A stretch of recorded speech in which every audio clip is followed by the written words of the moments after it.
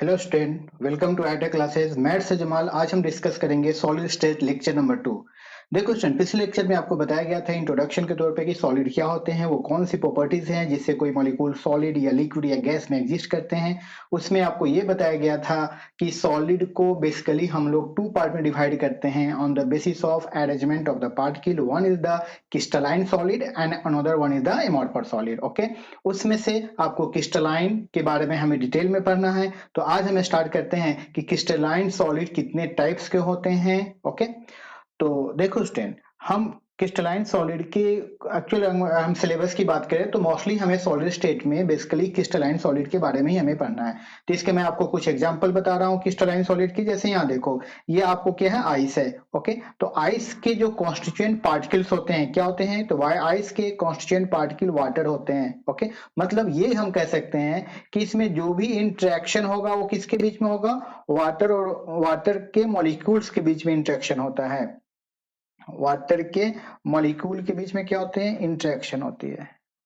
तो इस तरह के जो इंटरेक्शन होगा वो कौन कौन से पार्टिकल्स के बीच में है, उसके बेसिस पे हम क्रिस्टलाइन सॉलिड को आज पढ़ने वाले हैं, जो डिफरेंट टाइप्स के होते हैं। तो वाटर के बीच में देखोगे तो वाटर मॉलिक्यूल है, तो यहाँ जो इंटरेक्शन है ये हाइड्रोजन बॉन्डिंग की वजह से होती है। This one is hydrogen bonding, इसमें हाइड्रोजन बॉन्डिंग वर्क करता है। इसलिए इस आइस को हम ये कह सकते हैं कि ये इंटरेक्शन मॉलिक्यूल और मॉलिक्यूल के बीच में है, इसलिए इसको हम मॉलिक्यूलर सॉलिड भी कह सकते हैं। Okay, this one is the molecular solid. उसी तरह से हम, ये मेटल है, कोई मेटल है, सपोज करो ये आयरन मेटल है ना।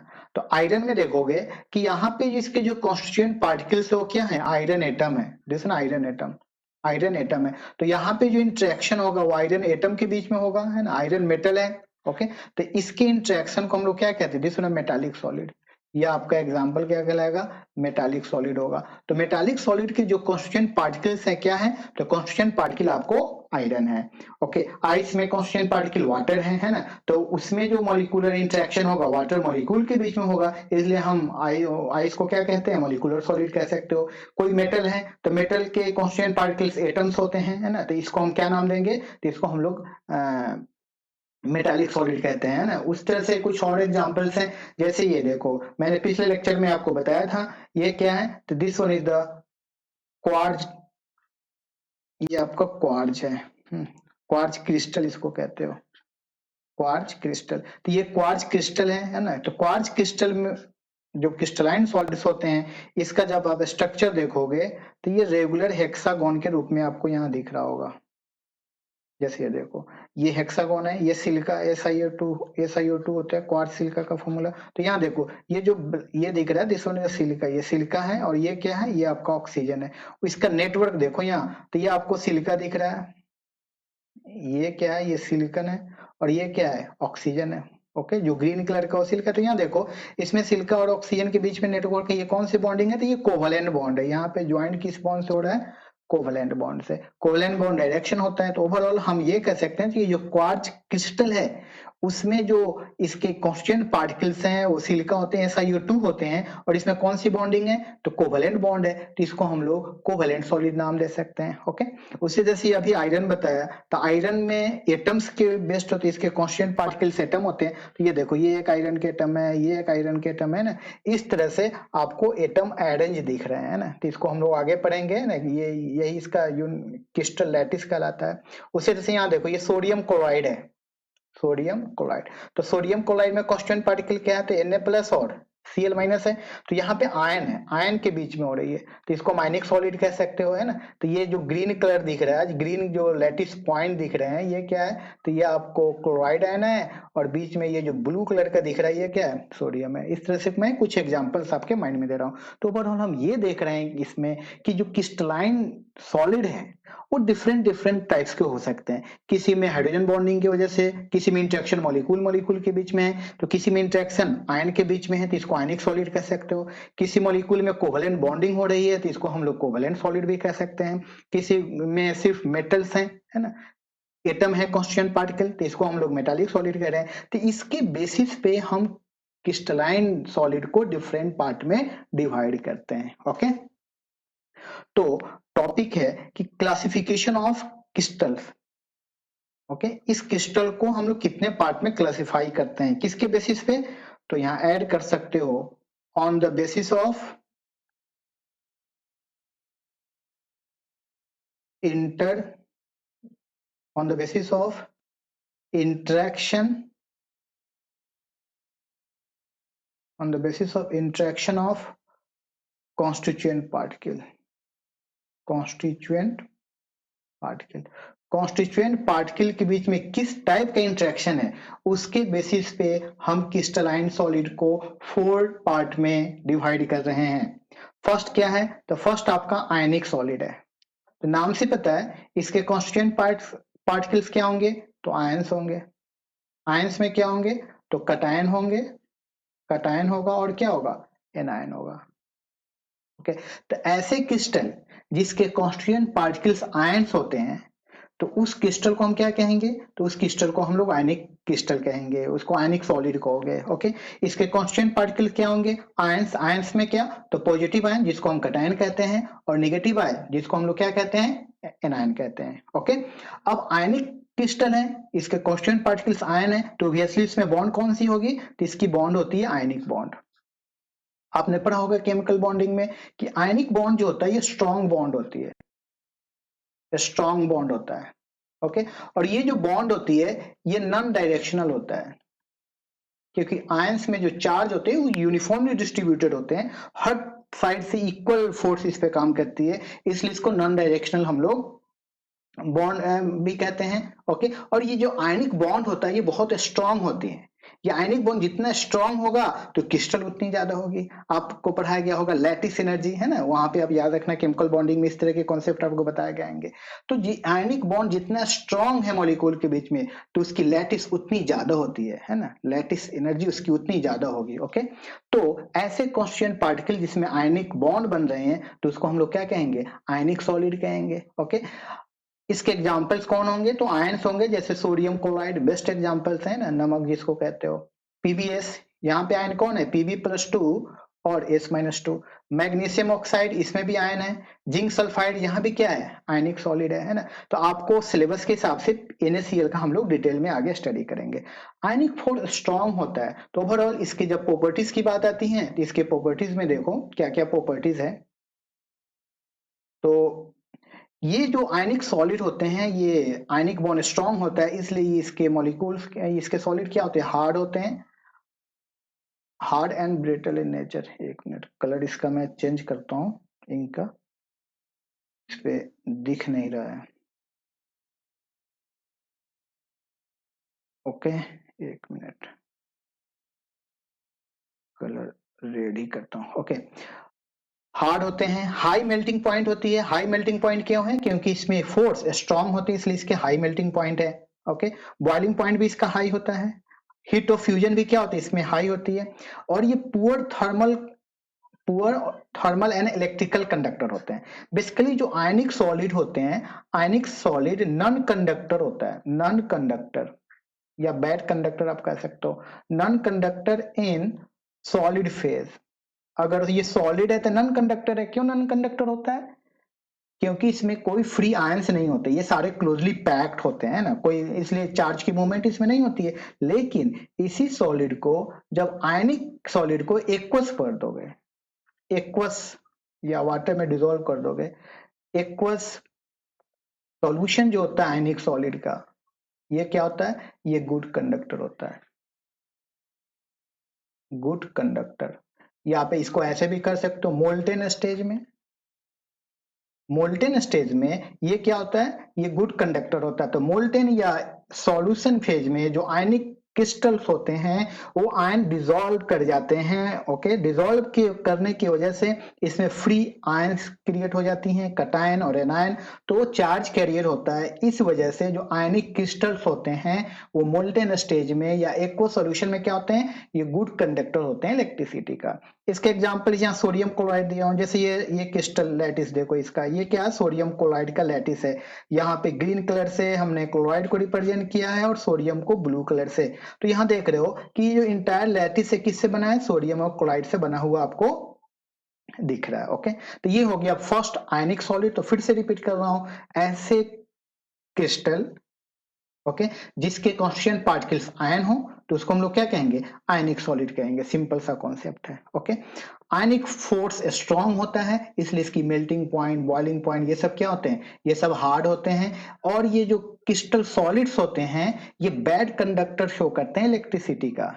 किसमें, इन द क्रिस्टल फेज या सॉलिड स्टेट में। लेकिन एक्वस में क्या होते हैं, एक्वस में इसके आयन जो है वो मूवमेंट शो करते हैं, इसलिए ये गुड कंडक्टर शो करता है। ओके, सेकेंड जो क्लासिफिकेशन है वो है आपका molecular solid.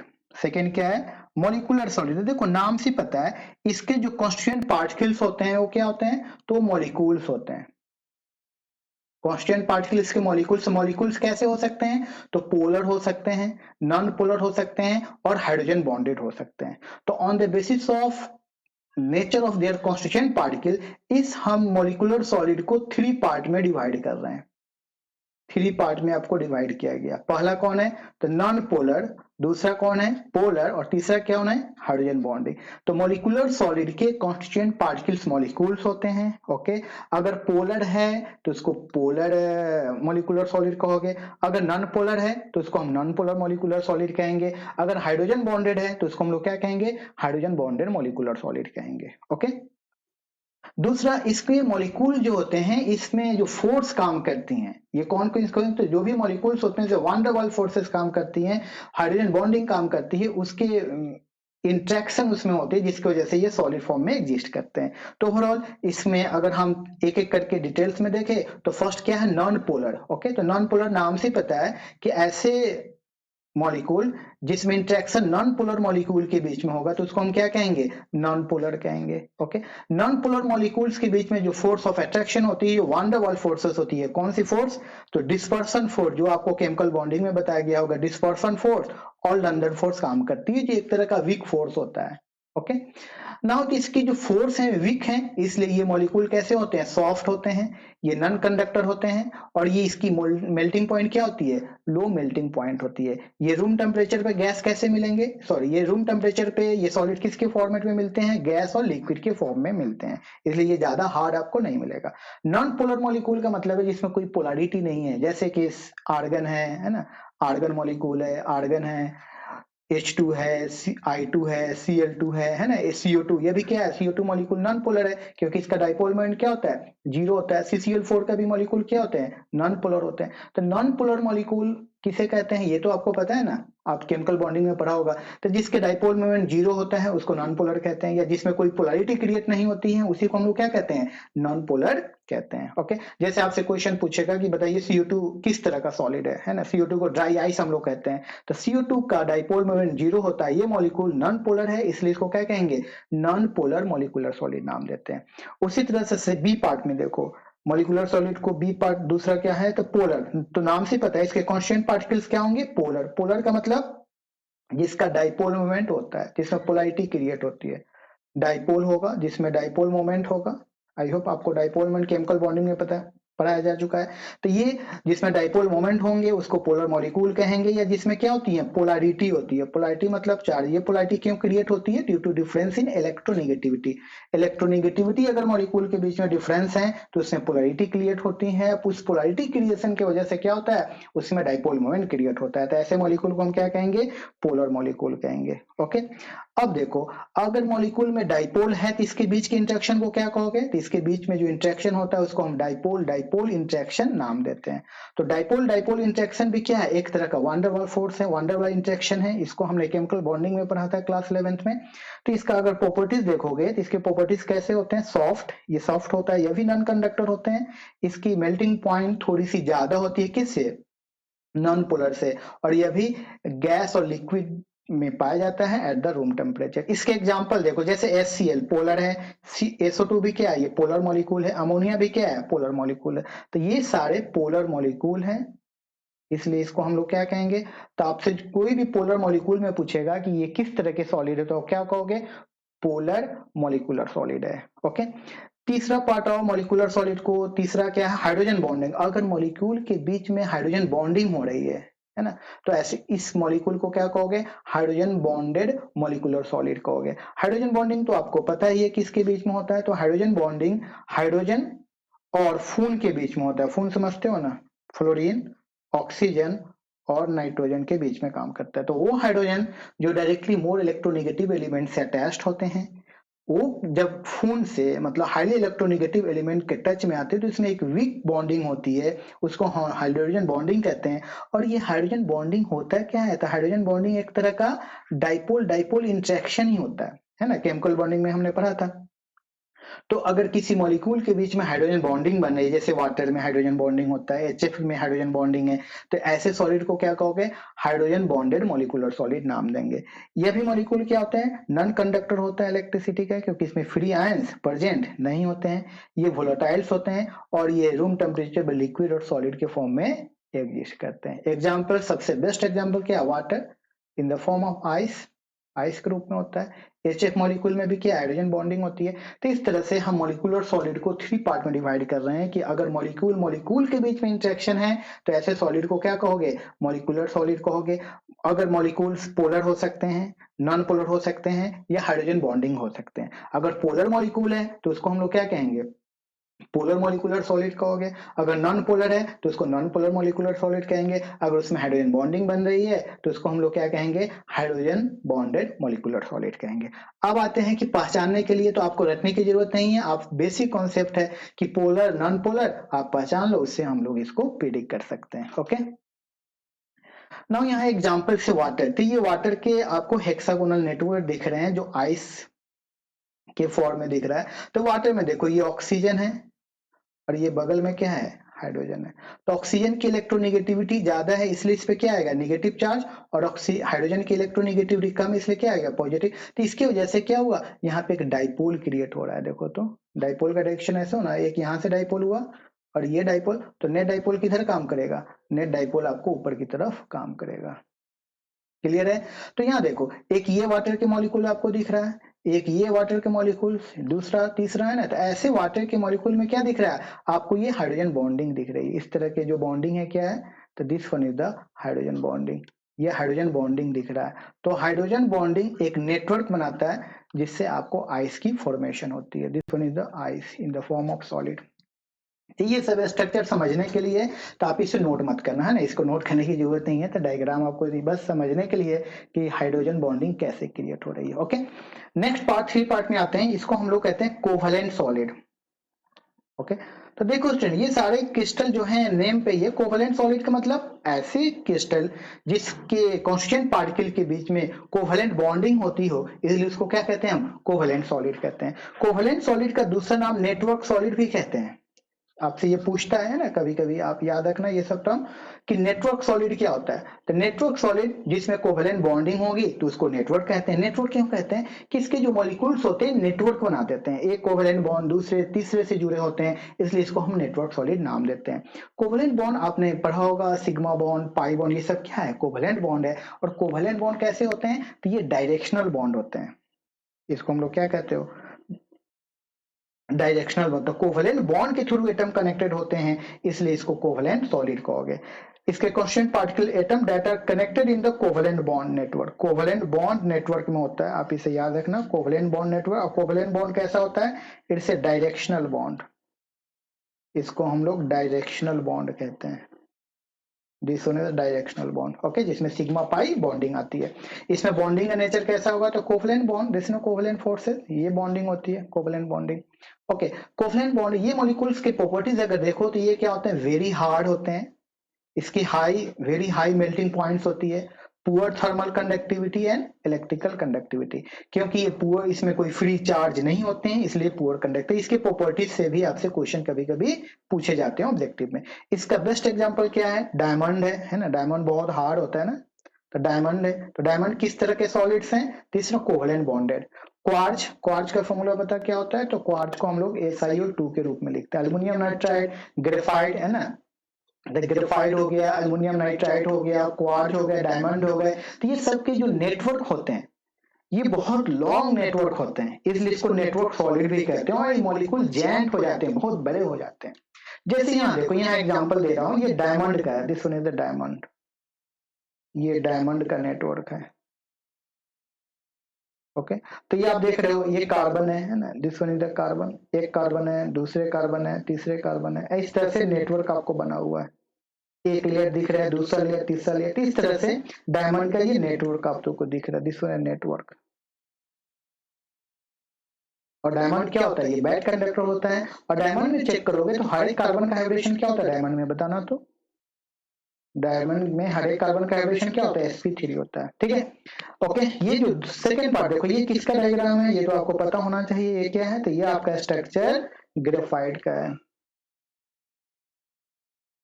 This one is the graphite. Graphite में क्या है, कार्बन के नेटवर्क होते हैं, लेकिन आप इसमें देखोगे कि इसमें हर एक कार्बन जो है ग्रेफाइट में, हर एक कार्बन कितने बॉन्ड बनाता हुआ दिख रहा है, देखो तो 3 बॉन्ड से जुड़े होते हैं। तो ग्रेफाइट में याद रखना, ग्रेफाइट में जो कार्बन बॉन्ड बनाते हैं, कितने बॉन्ड बनाते हैं, तो कार्बन 3 बॉन्ड ही बनाते हैं। ओके, इसमें कार्बन का हाइब्रिडेशन क्या होता है, तो यहाँ पे कार्बन का हाइब्रिडेशन sp2 होता है। अगर कार्बन का हाइब्रिडेशन sp2 है तो एक ऑर्बिटल क्या होता है, इसके पास इम्पिटी होता है, एक एक ऑर्बिटल इसमें इम्पिटी होगा, और उसमें क्या होते हैं, फ्री इलेक्ट्रॉन प्रेजेंट होते हैं। ओके, अब देखो ये हेक्सागोनल नेटवर्क आपको दिख रहा है, इसमें क्या होते हैं, फ्री इलेक्ट्रॉन होते हैं, हर एक क्योंकि हर एक कार्बन sp2 हाइब्रिडाइज है। अब sp2 है तो हाइब्रिड ऑर्बिटल 3 बनेंगे, तो सिग्मा बॉन्ड कितने बनने चाहिए, 3 बनने चाहिए। तो एक ऑर्बिटल क्या होता है इसका, एक इम्पिटी होता है, और उसमें फ्री इलेक्ट्रॉन होते हैं। तो ये जब इसमें करंट पास करोगे, इस डायरेक्शन से अगर हम इसमें करंट पास करते हैं, इस डायरेक्शन से करंट पास करोगे तो इलेक्ट्रॉन एक नेटवर्क बनाता है, इलेक्ट्रॉन का इसमें नेटवर्क हो जाता है, जिसकी वजह से इसमें करंट प्रोड्यूस हो जाती है। तो अगर हम शीट के लॉन्ग, ध्यान से सुनना कि ग्रेफाइट जो होता है ये गुड कंडक्टर होता है, क्यों, क्योंकि इसमें फ्री इलेक्ट्रॉन होते हैं, क्योंकि हर एक कार्बन का हाइब्रिडेशन क्या होता है, sp2 होता है। तो ग्रेफाइट शीट के लॉन्ग, एक मैंने बताया ना पिछले क्लास में कि ग्रेफाइट एक शीट के लॉन्ग, शीट फॉर्म, जैसे एक लेयर, ये आपका दूसरा लेयर है, ये आपका क्या है, तीसरा लेयर है ना। तो इस शीट के लॉन्ग अगर आप करंट पास करोगे तो ये इलेक्ट्रॉन मूवमेंट शो करता है, जिसकी वजह से करंट फ्लो होता है। लेकिन इसके परपेंडिकुलर अगर हम इधर से परपेंडिकुलर, अगर शीट के परपेंडिकुलर अगर करंट पास करोगे तब इससे करंट पास नहीं करेगा।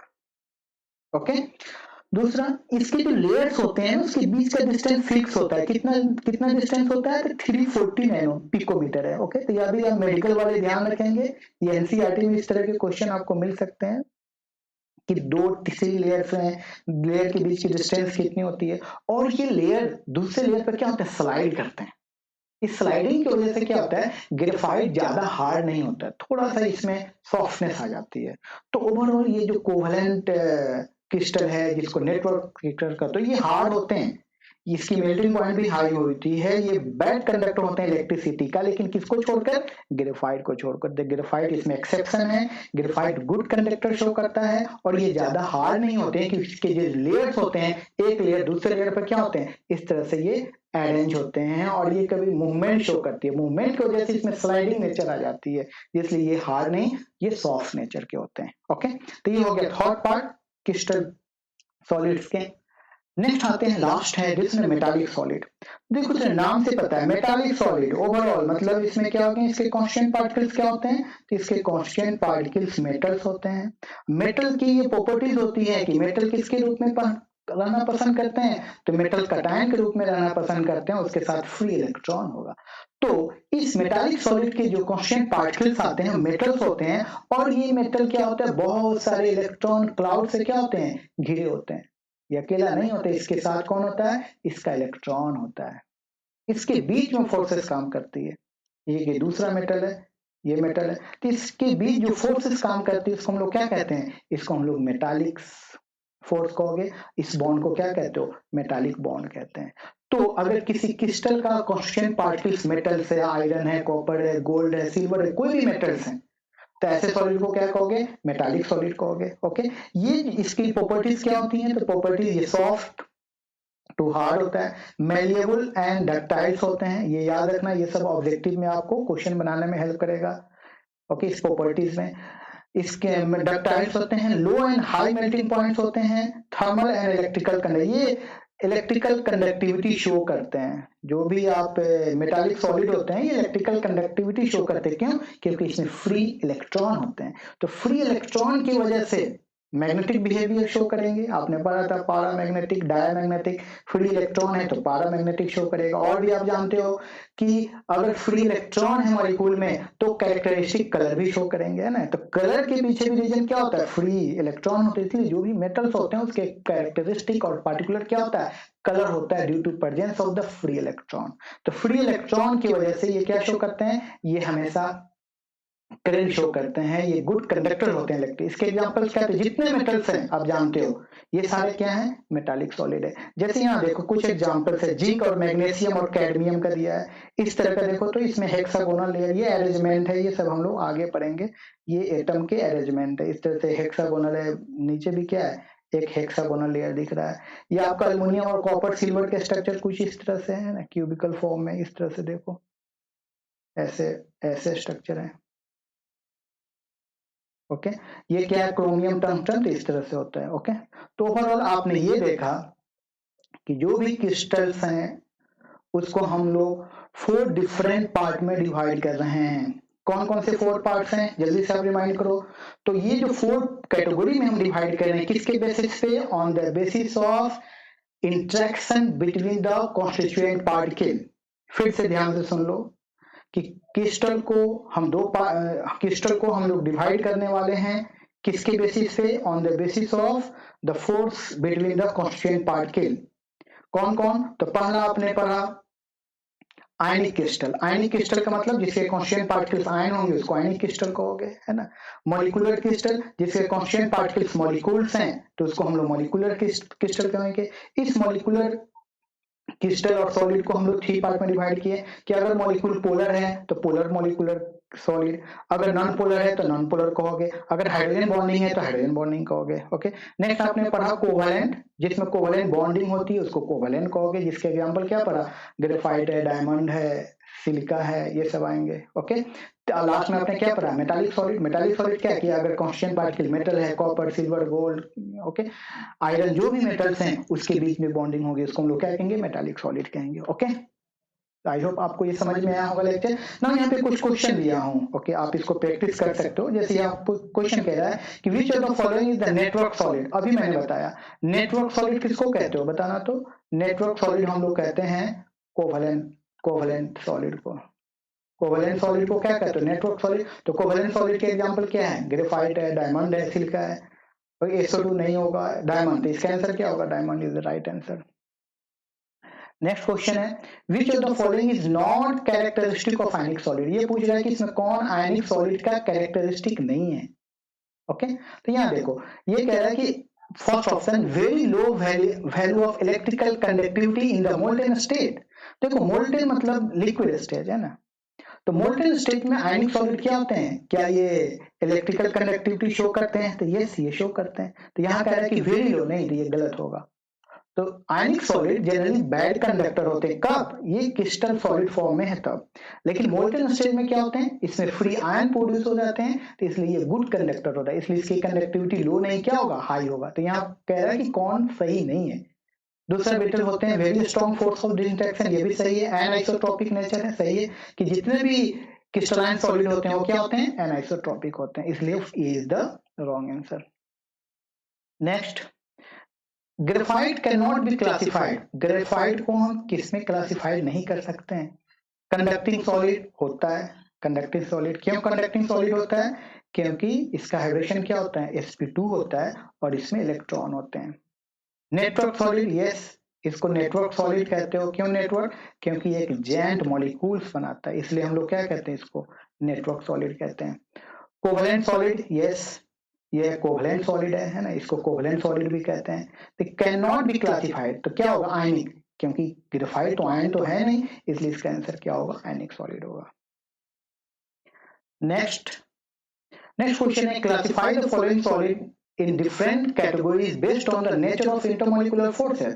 ये आपके प्रैक्टिस के लिए दिया गया है कि आप इसको प्रैक्टिस करो। ये एनसीईआरटी बेस्ड क्वेश्चन है कि आपने अगर सॉलिड अच्छे से समझ में आ गया है ना, तो इस क्वेश्चन को आप सॉल्व कर सकते हो। ओके, तो आप खुद से ट्राई करें और लास्ट मोमेंट में आप आंसर मैच करना। ओके, तो देखिए यहाँ पहला क्या दिया, पोटेशियम सल्फेट, जानते हो ना, K2SO4, पोटेशियम सल्फेट। ये तो नाम से पता है, इसमें क्या है, कांस्टेंट पार्टिकल आयन है, इसलिए ये कौन सी सॉलिड होगी, आयनिक, डिफरेंट आयनिक सॉलिड।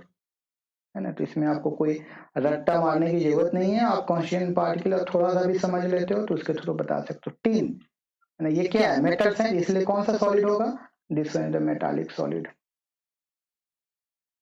बेंजीन, बेंजीन क्या है, नॉन पोलर है, तो इसको क्या कहोगे, नॉन पोलर मॉलिक्यूलर सॉलिड, ये आपका हो जाएगा non polar molecular solid. Urea, urea में पोलैरिटी शो होती है इसलिए इसको कहोगे पोलर, पोलर सॉलिड या मॉलिक्यूलर सॉलिड कह सकते हो। ओके, अमोनिया, अमोनिया भी पढ़ा आपने, है ना। अमोनिया में क्या होता है, हाइड्रोजन बॉन्डिंग होती है, तो इसको बता सकते हो। वाटर क्या है, तो वाटर आपका हाइड्रोजन बॉन्डिंग मॉलिक्यूलर सॉलिड है। जिंक सल्फेट क्या है, तो यह भी आपका आयनिक है। ग्रेफाइट क्या है, तो ग्रेफाइट अभी आपने पढ़ा कोवलेंट सॉलिड है। रुबिडियम मेटल है, तो this is metallic solid. Argon क्या है, तो आर्गन आपका नॉन पोलर है, इसलिए हम इसको क्या कहेंगे, नॉन पोलर कहोगे, non polar molecular solid. Silicon carbide अभी आपने पढ़ा, सिलिकॉन कार्बाइड कार्बोरेंडम कहते हैं इसको, SiC होता है ये क्या है, तो ये आपका कोवलेंट सॉलिड है, this one is the covalent solid. Okay, तो आप इसको खुद से पहले प्रैक्टिस करना, ये एनसीईआरटी बेस्ड क्वेश्चन आपको दिया हूं। नेक्स्ट क्वेश्चन है कि a solid is a very hard electrical insulator in the solid as well as molten stage, okay, and melts at extremely high temperature. What types of solid है, ये कह रहे हैं कि इलेक्ट्रिकल इंसुलेटर होता है ना, मोल्टेन स्टेट में भी होता है, एक्सट्रीमली हाई टेम्परेचर में मेल्ट करता है। बताइए कौन सा सॉलिड है, बोलो तो ये कौन सा सॉलिड होगा, क्या होगा। आप अगर डाउट है तो आप टेबल देखो फिर इसको सोल्व करो, इसको हम लोग कहेंगे कोवलेंट सॉलिड। आपका ये कोवलेंट सॉलिड की प्रॉपर्टीज है। Okay, last question, what type of solids are electrical conductor malleable and ductile, कौन से होंगे, तो मेटालिक, अभी आपने पढ़ा। तो इस तरह के टिपिकल क्वेश्चन आपको मिल सकते हैं, इट्स वेरी इजी, बहुत ही आसान है। तो अब तक आपने जो लेक्चर पढ़ा प्रीवियस क्रिस्टलाइन अमॉर्फस, और आज हमने क्या पढ़ा, types of crystal on the basis of force है। तो यहाँ तक आपको थोड़ा रट्टा मारना है, समझ करके थोड़ा सा याद रखना है बोर्ड पॉइंट ऑफ व्यू से। ओके, तो this is all about the types of crystalline solid. अब यहाँ देखो, यहाँ पे मैं इंट्रोडक्शन दे रहा हूँ कि नेक्स्ट लेक्चर में हम लोग इंटरेस्टिंग टॉपिक पढ़ेंगे, क्या, तो क्रिस्टल लैटिस हम लोग कैसे डिजाइन करते हैं, क्रिस्टल लैटिस क्या होता है ना। यूनिट सेल आप समझोगे कि यूनिट सेल क्या होते हैं, यूनिट सेल को हम लोग कितने पार्ट में डिवाइड करते हैं, है ना, कौन कौन से होते हैं, तो यहाँ से आप लोग डिटेल्स में हम लोग स्टडी करेंगे। ओके, तो इंट्रोडक्शन की तरह हम ये समझ सकते हैं कि मैं एक क्रिस्टल लैटिस बना रहा हूँ। तो क्रिस्टल लैटिस को समझने के लिए कि कोई क्रिस्टल बनता कैसे है, तो उसके लिए मैं एक क्रिस्टल इस तरह से डॉट से आपको रिप्रेजेंट कर रहा हूँ। ये डॉट किसको रिप्रेजेंट कर रहा है, तो ये किसी एटम को रिप्रेजेंट करेगा या किसी मॉलिक्यूल को रिप्रेजेंट करेगा, जिससे हम लोग क्या करते हैं, क्रिस्टल ड्रॉ करते हैं। ओके, तो जो भी क्रिस्टल लैटिस जो बनता है वो 3D अरेंजमेंट होता है। एटम के क्या होते हैं, इस तरह से 3D अरेंजमेंट होते हैं। ओके,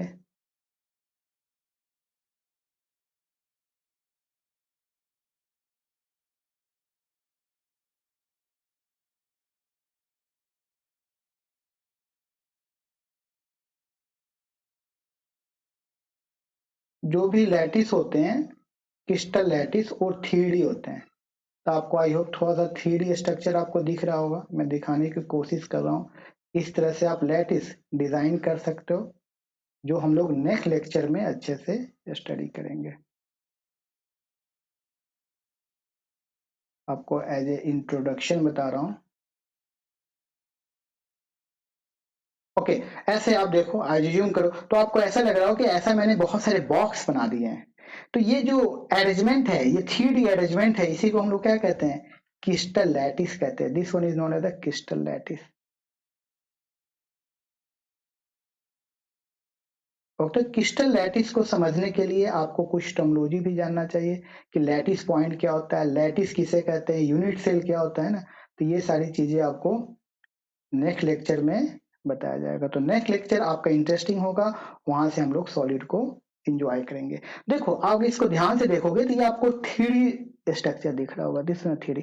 तो इसी स्ट्रक्चर को जो 3D रिपीटिंग स्ट्रक्चर दिख रहा है, that is known as the lattice crystal कहते हो। इसी को हम लोग लैटिस कहते हैं, लैटिस क्रिस्टल। तो बेसिकली लैटिस क्रिस्टल क्या होता है?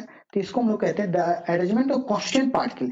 किसी कांस्टेंट पार्टिकल्स को रेगुलर अरेंजमेंट थ्योरी में जो हम करते हैं उसी को हम लोग क्या कहते हैं? उसी को हम लोग क्रिस्टल लैटिस कहते हैं, उसी को हम लोग लैटिस नाम देते हैं।